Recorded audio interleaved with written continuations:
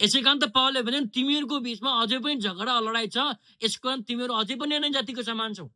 अन्य जातिको घरमा हुन्छ झगडा लडाई। विश्वासी घरमा होइन मेरो प्रिय, विश्वासी घरमा त शान्ति हुन्छ।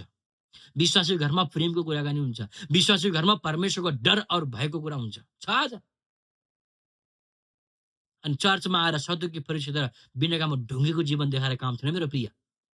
यसै कारण प्रभुले भन्नुहुन्छ तपाईँ र म हौ येशूको सबैभन्दा बदनाम गर्नेवाला व्यक्ति। अरू कोही होइन।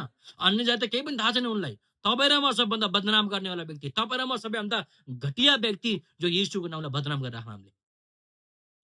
दिन प्रतिदिन।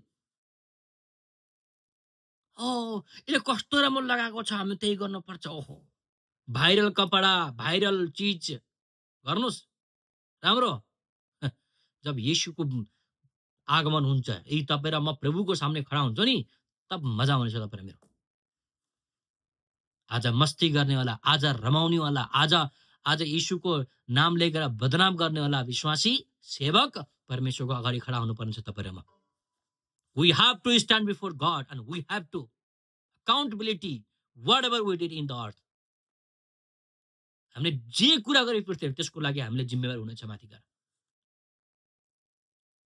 मैले यो कुरा किन भन्दैछु अनलाइनमा? तपाईँ जति पनि अनलाइन बस्नु भएको छ यहाँनिर, प्लिज सदुकी फरिसीले प्रार्थना देखाउने गर्थे। यहाँ लेखेको छ नि, प्रशंसा पाउनको लागि सडकमा खडा हुन्थे यिनीहरू, प्रशंसा पाउनको लागि। हेर्नुहोस् त, मेरो प्रिय उद्धार पाएको व्यक्तिले यो काम गर्दैन। उसको व्यक्तिगत प्रार्थना सामूहिकको प्रार्थनाभन्दा ज्यादा हुन्छ। उसको व्यक्तिगत प्रार्थना छ। तपाईँ र म कहिले प्रार्थना गर्छौँ लुकेर? हामी त हमेसा प्रभु मेरो घरमा यो छैन, मेरो घरमा वो छैन, मेरो घर छैन, मेरो जब छैन, मेरो के भन्छ विवाह भएको छैन, होइन मेरो यी सबै शरीरको कुरा, खाना छैन।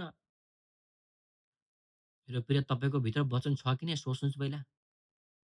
We are belongs to God and we are the family of God and we are the real children of God. हामी प्रभुको वचनको बिउद्वारा जन्मेका व्यक्ति हौँ हामी। हामी अझै पनि संसारको तर प्रभुको रोइरहेछौँ। के को लागि रोइरहेछौँ हामी? शरीरको लागि, संसारको लागि।